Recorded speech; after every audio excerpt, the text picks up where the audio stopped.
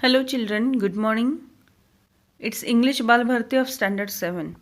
So children, today we are going to see the last lesson from unit number 3. It's 3.6. The name of the lesson is Think Before You Speak. So children, that whatever you want to speak or whatever the words you want to use, before that you have to think. Think 2 times, 3 times, 4 times that words are whatever words you are going to use are good, is it useful for others, because what will happen if once you have spoken a word that you cannot get it back. Therefore you must be very careful about the words that you will speak. So today's our topic is related with this only, that whatever you want to speak you have to speak, but before that you should think.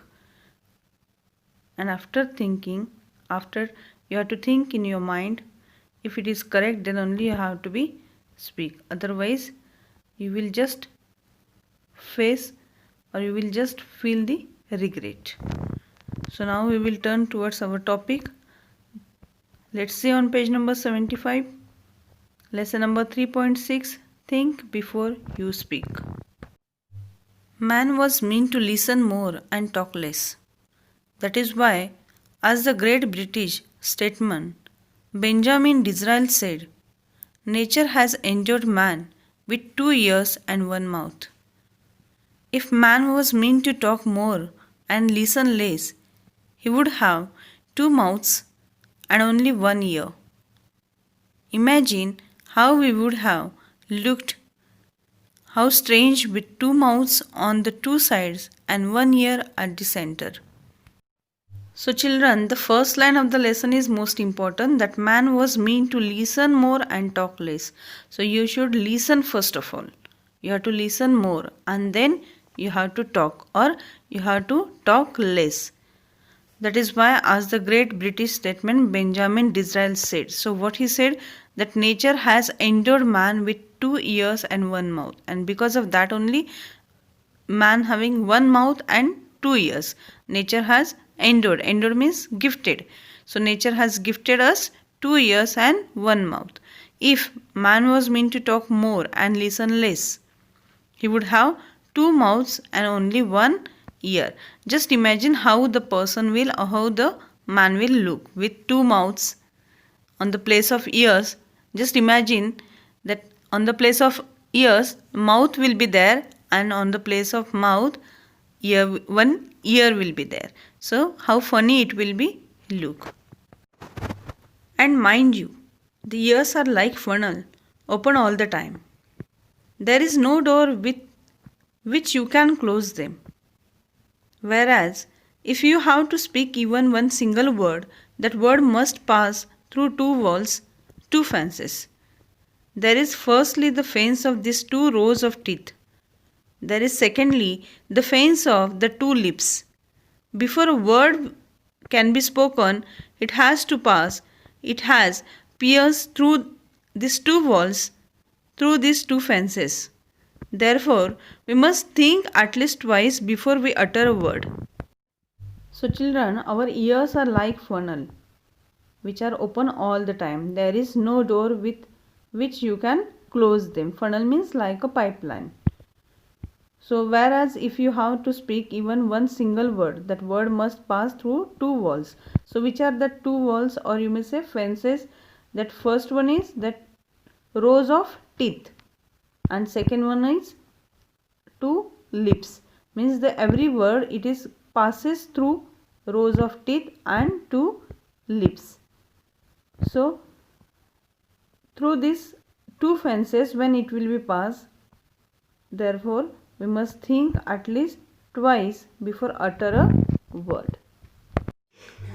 So children, one wise man, he remarked that unspoken words which will make you master, and spoken words which will make you slave. So a very wise man once remarked that of the unspoken word you are the master, of the spoken word you are the slave. Once you have spoken a word, you cannot get it back. do what you will. Therefore, you must be very careful about the words that you speak.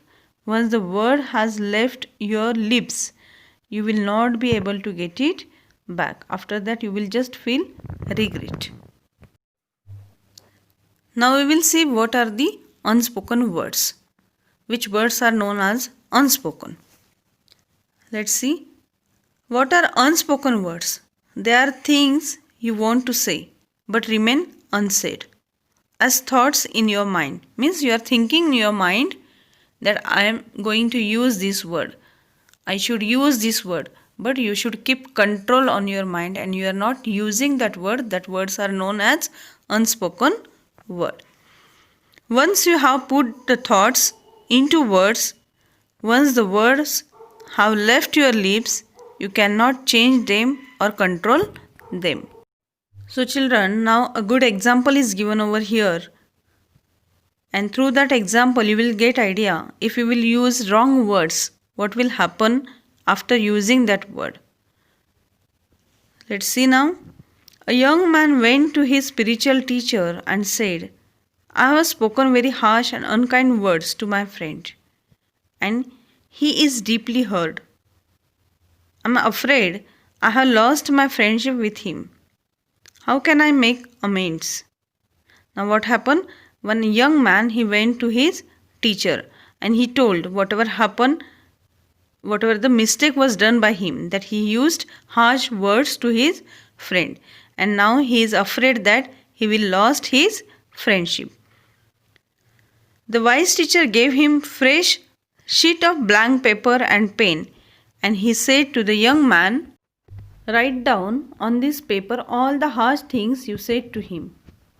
The young man did as he was told and showed the paper to the teacher. Now, tear up this sheet of paper into as many small bits as you can, the wise teacher said. Soon, the single sheet was torn into 100 of tiny bits of paper. Throw the bits out of this window, the teacher told him. That was easily done. It was a windy day, and the tiny bits were scattered far and wide, even as the young man watched. Now go out into the street and collect as many bits of the paper as you can, the teacher ordered him. The young man was taken aback. But that will be difficult, he stammered. It will be difficult indeed. But do give it a try, the teacher suggested. The young man went out. He returned half an hour later, exhausted. He had not been able to get hold of a single torn bit from the paper he had torn up just a while earlier. This is what happens with the spoken words, the teacher said to him. Once you have spoken the words aloud, it is very difficult to take them back. Therefore, learn to think before you speak in anger. Children, you might be heard about the Socrates. Who is the Socrates? That Greek philosopher. So, he said that open your mouth to speak only after you have asked yourself 3 questions. Which are the 3 questions that we will see now? See on page number 77. Socrates was one of the wisest men of the ancient world. Many were the youths whose lives he influenced for the better. Socrates counseled his disciples to keep their mouths shut and speak only when absolutely necessary. A wise one, how many we know when it is right to speak? They asked him. Open your mouth to speak only after you have asked yourself 3 questions and received an affirmative answer to each of the 3, replied Socrates. What were the 3 questions? The first question we must ask ourselves before we speak it, is it true? If we are not sure about the veracity of what we are saying, it is better that we do not utter a word. When we utter words carelessly, we ourselves become transmitters of untruth. The second question to ask is it pleasant? Many are the empty remarks and when statements that people make in idleness to hurt others. It is better that these unpleasant words remain unspoken. The third question, according to Socrates, is it useful? Is our statement going to benefit the listener?